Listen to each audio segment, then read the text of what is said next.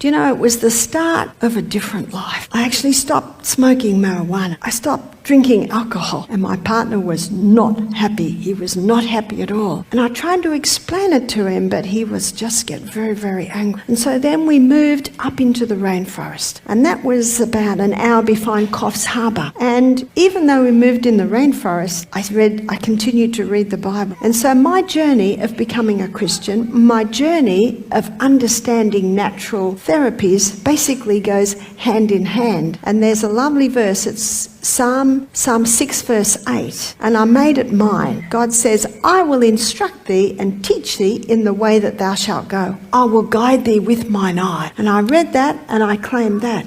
And little by little, as the children got sick and I'd have books and I'd try different things out on them, my son Peter had very, very bad asthma. And he was my 5th child, so the children keep coming.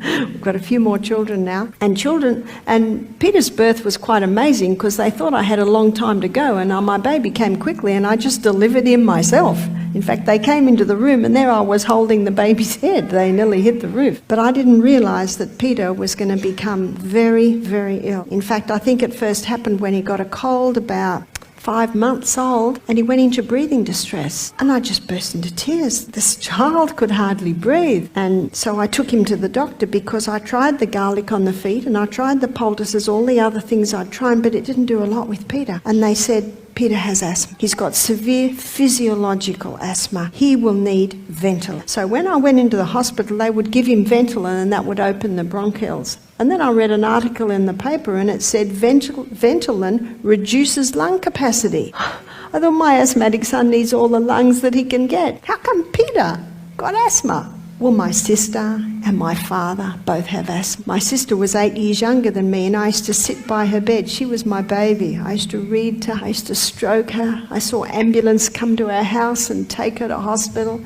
So it actually touched a few nerves with me that now my baby had asthma. I remember we got back from town one night and I'd started to know a few things I could do because I went to the naturopath and he told me to do hot and cold compresses on his chest. He told me to stop all wheat and dairy. We're only having a little bit. And he said to give him licorice and slippery elm. So I'd started to do a few things. Peter was about 14 months old, mostly breast. And we come back from town late one night.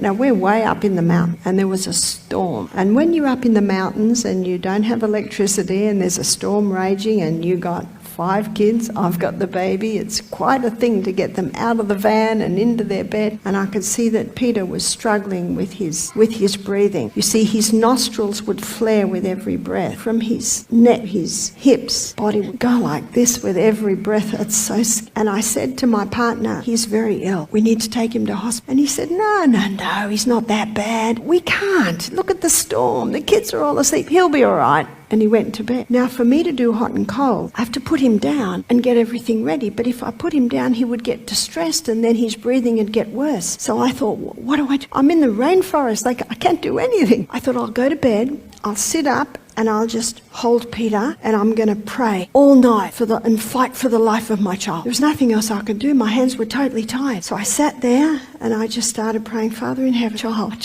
And I'd fall asleep and I'd wake up and I'd feel terribly guilty because I'm supposed to be fighting for the life of my child. And I'd try again, fighting for the life of my child. And I'd fall asleep again. And I'd wake up and he's still breathing, but it's in breathing distress. And I realised I couldn't do it anymore.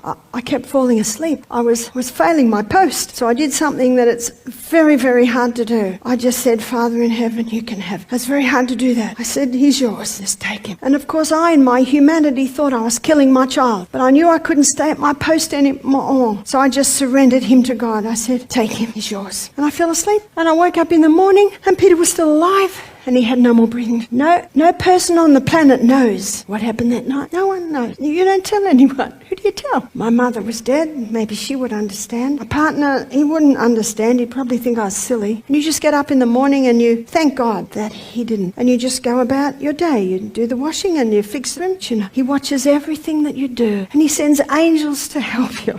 No mother is ever alone. No father is ever alone. And I think only the God of heaven knows the struggles of a mother. Do you know You know what I realised as time went on? I can't save the life of my child. Only God can. And God was waiting for me to give my child. And I thought that I had to fight for the life. I can heal no one. I can save no one. God has given us principles that if we adhere to, our body can heal. But God is the healer, and He can touch us with healing. But He gave us hands, He gave us minds to do it. And that's why that thrilling story of that little boy who was healed from his asthma. You know, there are many methods of healing, but there are only one that God approves of, because God put into our body a self-healing mechanism. And He also gives us knowledge on the treatments or the conditions required to actually stimulate that healing. Peter got stronger and stronger. And there is one situation I'll tell you about, because the naturopath said, if you give him an enema, it will ease his breathing distress. Peter was 14 months at the time. How do you give a 14-month-old? And I thought to myself, I've got to distract him. Right at the point, I put the enema nozzle in. Now, Peter had an older brother, James. Peter's old. James probably about 8 at the time. And James had a submarine, and it had a little motor. Put a battery in, and the motor goes around. And Peter loved this submarine and our motor. Peter wasn't allowed to touch. Sometimes James would let Peter stand nearby and watch. That was it. And Peter counted on watch the motor. So I went to James and I said, James,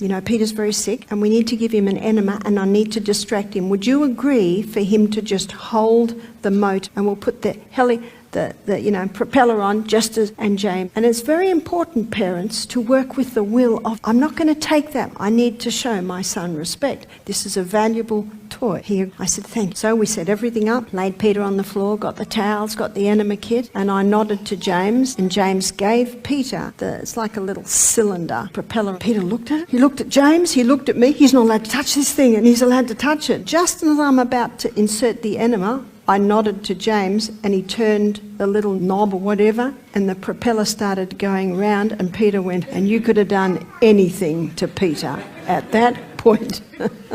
And so I inserted the enema, I put about a cup in, I massaged his tummy and Peter's just in seven heaven watching this little propeller go around. Just sat Peter on a pot, and about then James came and Peter just nodded because Peter knew it was a great honour even to hold that for a minute. Now, so I'm just showing you too that you've got to work with the will of your children to be able to do. Now that enema took breathing distress 24 hours down to 5. Oh, it made such a difference. And then we do hot and colds on his chest. And I'd sit him here and I'd have the hot and colds and we'd have a whole pile of books and we'd read stories, distract. Every time Peter got a cold, within 24 hours, he'd be in a pattern that happened. What I also had to do is not feed him breathing, we'd just feed him water. So what I'd do is I'd have one child in the bedroom reading stories to Peter while we all ate, and then we'd clean all that up, and then the child that didn't eat, we'd have a meal out the back for him.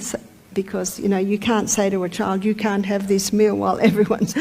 And I just gave him watermelon. That certainly helped. The help. So by the time Peter's 2, he's not getting breathing distress much, and I found that it didn't last. When Peter was 2.5, I gave birth to my 6th child, and Peter had a cold. And fear rose up in me. But you know what Bible says about fear? In 2 Timothy 1 verse 7, the Bible says, this is God speaking, I've not given you the spirit of fear, but of power, of love, and of a sound mind. Beautiful verse. So I would not let my mind go to fear. Remember, I want to birth this baby, and I want to birth this baby naturally, and I don't want to fear that Peter's got a breathing distress while I'm giving birth to my baby. The birth went very easily, especially because I've been squatting all pregnancy and the whole baby actually just flew out of me with one push and they had to catch the baby. So praise God for a simple birth. And as soon as the baby was born, because the baby was so quick, the children were having lunch, so they were all called and Peter crawled up on the bed. I remember Peter standing there and looking at our new little baby, and then I went straight. But Peter's cold never developed into breathing distress. Praise be to God. There's a verse in the Bible, I think it's 1 Corinthians 10:13, where it says that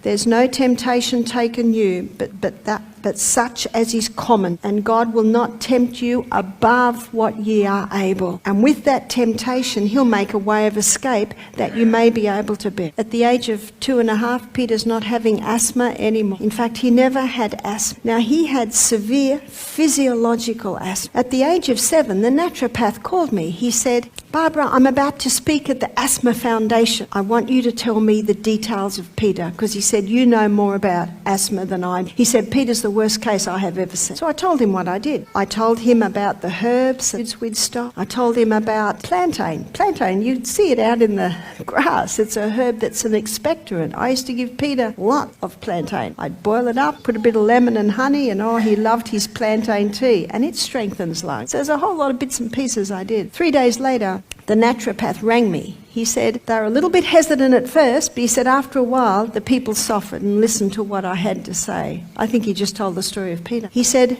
when I'd finished, a lady came up and he said it was if she was explaining severe physiological asthma. He was on cortisone every day and cortisone puffers, and he had to have enemas to help him go to the toilet because his medication constipated him so much, and the doctors had given him 2 weeks. He was 7, the same age as Peter. And then the naturopath said to me, and look at Peter. I remember the naturopath said, everything you're doing to Peter is going to be as strong as an ox. In the back of my book, I've got my children in my ages, the little one at the end. So there's me, then my daughter and my son, 2 more daughters. So the second last one is Peter.